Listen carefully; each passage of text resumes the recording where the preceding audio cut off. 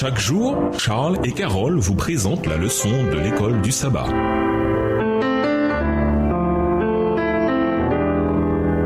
Bienvenue dans votre émission. Dieu nous parle. Nous voilà à la leçon de mardi, les dernières paroles de Jésus. Jésus se trouvait à Jérusalem, chaque instant le rapprochant de la mort. D'après l'évangile de Matthieu, Jésus passa sa dernière heure d'enseignement avant la Pâque à raconter des paraboles à ses disciples, dont celle sur les 10 vierges et celle sur les brebis et les boucs. Ces histoires sont liées à la manière dont nous devrions vivre en attendant la venue de Jésus. Avec les signes du proche retour de Jésus tout autour de nous, elles n'ont jamais été plus pertinentes qu'aujourd'hui. De nombreux commentateurs soulignent que dans la parabole des 10 vierges, Matthieu 25, versets 1 à 12, l'huile est un symbole du Saint-Esprit. Ellen White partage cet avis, mais elle dit également que cette huile est un symbole du caractère et que personne ne peut l'acquérir pour nous. Lisons la parabole. De quelle manière la signification de l'histoire varie-t-elle selon que l'on voit l'huile comme un symbole du Saint-Esprit ou du caractère que l'on possède? Quelles sont les implications de cette histoire pour vous selon que l'huile représente le Saint-Esprit ou bien un caractère semblable à celui de Christ? Matthieu 25, les versets 1 à 12. Alors le royaume des cieux sera semblable à 10 vierges qui, ayant pris leur lampe, allèrent à la rencontre de l'époux. 5 d'entre elles étaient folles et 5 sages. Les folles, en prenant leur lampe, ne prirent point d'huile avec elles, mais les sages prirent avec leur lampe de l'huile dans des vases. Comme l'époux tardait, toutes s'assoupirent et s'endormirent. Au milieu de la nuit, on cria « Voici l'époux, allez à sa rencontre !» Verset 7. Alors toutes ces vierges se réveillèrent et préparèrent leurs lampes.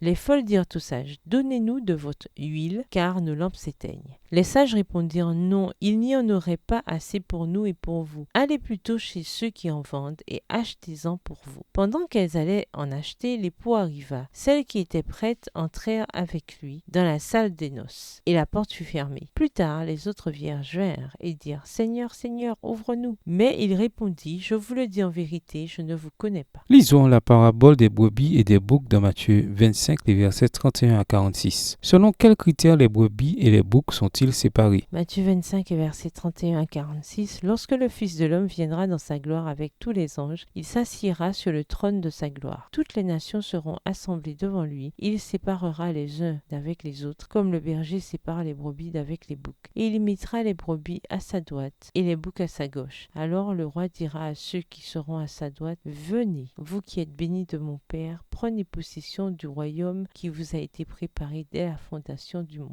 Car j'ai eu faim et vous m'avez donné à manger. J'ai eu soif et vous m'avez donné à boire. J'étais étranger et vous m'avez recueilli. » Verset 36. J'étais nu et vous m'avez vêtu. J'étais malade et vous m'avez visité. J'étais en prison et vous êtes venus vers moi. Les justes lui répondront, Seigneur, quand avons-nous vu avoir faim et t'avons-nous donné à manger, ou avoir soif et t'avons-nous donné à boire? Quand avons-nous vu étranger et t'avons-nous recueilli, ou nu et t'avons-nous vêtu? Quand avons-nous vu malade ou en prison et sommes-nous allés vers toi? Et le roi leur répondra, je vous le dis en vérité, toutes les fois que vous avez fait ces choses à l'un de ces plus petits de mes frères, c'est à moi que vous les avez faites. Verset 41. Ensuite il dira à ceux qui seront à sa gauche, retirez-vous de moi, maudits, allez dans le feu éternel qui a été préparé pour le diable et pour ses anges. Car j'ai eu faim et vous ne m'avez pas donné à manger. J'ai eu soif et vous ne m'avez pas donné à boire. J'étais étranger et vous ne m'avez pas recueilli. J'étais nu et vous ne m'avez pas vêtu. J'étais malade et en prison et vous ne m'avez pas visité. Ils répondront aussi, Seigneur, quand avons-nous vu ayant faim et ayant soif, ou étranger ou nu, ou malade ou en prison et ne t'avons-nous pas assisté? Et il leur répondra, je vous le dis en vérité, toutes les fois que vous n'avez pas fait ces choses à l'un de ces plus petits, c'est à moi que vous ne les avez pas faites. Et ceux-ci iront au châtiment éternel, mais les justes à la vie éternelle. Remarquez que le roi sépare les brebis et les boucs en fonction de leurs œuvres, de leur caractère. Bien que Jésus n'enseigne pas le salut par les œuvres ici, nous voyons combien le développement du caractère est important dans le plan du salut et combien ceux qui sont véritablement sauvés par Christ reflèteront ce salut dans leur vie et leur caractère. On dit que le caractère, c'est ce qu'on est quand on est dans le noir. Quel genre de personne êtes-vous quand vous êtes dans le noir? Qu'indique votre réponse sur les changements que vous devez faire? Au revoir. Et à demain si Dieu veut.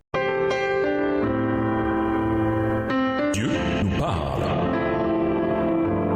Chaque jour, Charles et Carole vous présentent la leçon de l'école du sabbat.